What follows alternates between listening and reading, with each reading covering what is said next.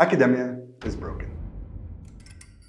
For the past 150 years, PhDs have been how you can push the boundaries of knowledge. While the top-tier institutions still do this, many PhDs have turned into a game of politics or just another check-the-box degree. The ivory tower is catering towards a specific type of individual who followed a very predetermined trajectory, with little room for redemption or failure. Not everyone knows what they want to do in life when they're 15. And if you don't know, you want to discover new machine learning algorithms, tough luck. If you want to push the boundaries of knowledge and didn't follow a perfect path, start a startup instead. In this video, we're going to answer the question, why you should build a startup if you missed the elite PhD boat. To do that, we're going to answer 3 questions. The first, what is a startup? The second, why startups enable you to push the boundaries of knowledge? And the third, how do startups compare to doing a PhD? So, what exactly is a startup? Let's take the definition from our beloved startup grandpa, Paul Graham. In his essay, Startup Equals Growth, Paul Graham defines a startup as a company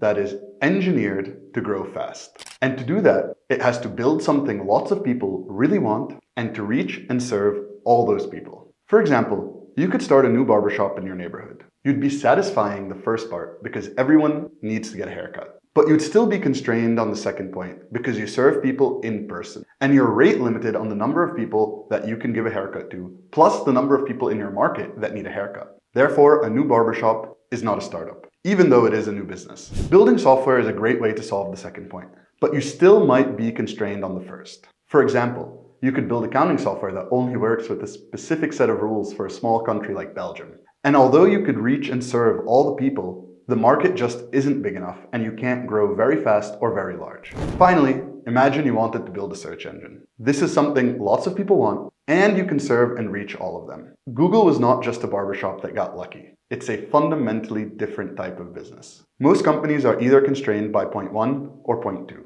Startups are special because they are not. And I highly recommend checking out the whole essay, where Paul Graham also deep dives into what it actually means to grow fast with real numbers, and you can find a link in the description below. So how does any of this relate to data science? Well, one of the things that makes startups really hard is that most obvious ideas that are neither constrained by point 1 or point 2 are extremely competitive. And data science is behind the main technical revolution of the past decade. As a data scientist, you can actually peer over the edge into the future to see what will be possible in a few years. You have the chance to see what is possible before most people can, and this gives you an edge. This edge is filled with valuable startup ideas, with a relatively low level of competition. And that matters because, as Peter Thiel says, competition is for losers. And so, now that you know what a startup is, the first part of the question, why you should be building a startup if you missed the elite peak, has been answered. Now, the next thing we want to answer is, why do startups allow you to push the boundaries of knowledge like a PhD? And for some topics, even better than a PhD. We can break this down into 5 parts: speed, real-world data, startups are permissionless, scale, and resources. When it comes to speed, startups are engineered to grow very fast. This means you need to develop a process of rapid experimentation. This is similar to publish or perish in academia, except for here, if your publications are bullshit, you go bankrupt, making the incentive to produce real results and good work much better aligned. Rapid experimentation allows you to do research much faster than in academia. And the feedback loops are just much tighter because you're a lot closer to the value that you're bringing. Having access to real-world data unlocks the knowledge that is not heavily studied in academia. For example, for a long time, academia did not have much focus on the idea of a machine learning model being used over time because they gathered static data sets historically or via experiments. And post-deployment model behavior is severely understudied, at least when it comes to public knowledge in universities. Of course, hedge funds and advanced organizations that deploy machine learning models have very good knowledge here, but that information is not public. Startups being permissionless means that nobody has to give you permission to start. No elite university has to accept you. Nobody has to facilitate what you're doing. And so the problems that you research are up to you. They're of course guided by revenue, which is a completely different constraint than the ivory tower of academia. If you build something truly valuable, nobody can stop its adoption. Pursuing topics that academia might not touch, either because of an opinion of a field leader or political reasons. My co-founder was doing a PhD in optimization. His advisor did not let him use machine learning to solve optimization problems because it was not explainable. He dropped out shortly after. Now, when it comes to the last 2 things, scale and resources, they're only unlocked if you're successful at growing fast, but they're still quite important.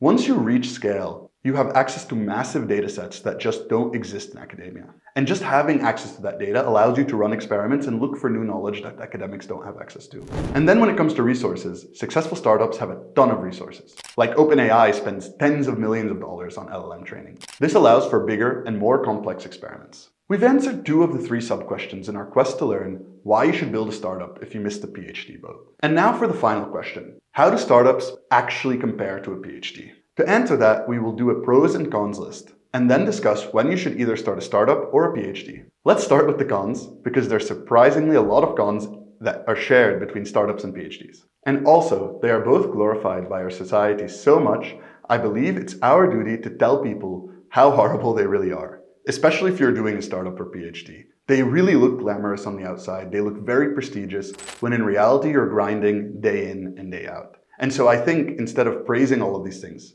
we should really tell people that you should only do a startup or PhD in very specific circumstances. The first con between the two is that they are both hard and very lonely. Very few people in the world understand what you're going to be going through, which can make it feel very isolating. This isolation can be hard to deal with because when you talk to your friends and family about all the problems that you're having, they probably just won't get it. Another con is that the expected returns are low and the failure rate is high. Even though you see all of this glamour in the news and media about the millions earned or the PhD researcher at OpenAI earning $1 million a year, in reality, your expected return when you do a startup or a PhD over a lifetime earnings is way less than doing a traditional job. And so that means you will rarely earn more money in life by pursuing a startup or a PhD. And so if you're in this for the money, I recommend you go work for a FANG or a big bank or somewhere else where you can have a high salary shortly after graduating from your master's degree. And so on top of that, of course, because there's a low expected return, the failure rates are also extremely high. In startups, they're a little bit more obvious. In academia, they try to get you out the door with a degree anyway, unless you're at an elite institution where they might not actually let you graduate. Another con is that both of these things are all-consuming. To even get a chance at succeeding, startups and PhDs will consume your whole life. Work-life balance is very hard to achieve. And this is not just something unique to a startup or a PhD, but any endeavor in which you aim to be the top or the best in the world. And PhDs and startups are a bit power-laud. If you're not trying to be the best in the world, it doesn't make a lot of sense to pursue them. You're better off pursuing something else. Another con is that this takes at least a decade. Anything worth doing in life takes time. Most successful founders and researchers spent year after year grinding in the dark, only to be called an overnight success when all the pieces of the puzzle fall together and the light at the end of the tunnel is clear. Society will judge you, either thinking you are rich or privileged or crazy. Although you shouldn't probably start a startup if you care about what other people think or what society thinks. The same probably goes for a PhD. So those are some of the cons that they both share. On top of that, startups have a bunch of extra cons. They make you responsible for the financial well-being of a ton of other people. They involve doing lots of repetitive work not related to the core problem, like legal, admin, finances, HR, sales, marketing, and you have to deal with the stress of dealing with this rapid growth all the time. It's not easy trying to build an organization that always has to grow rapidly.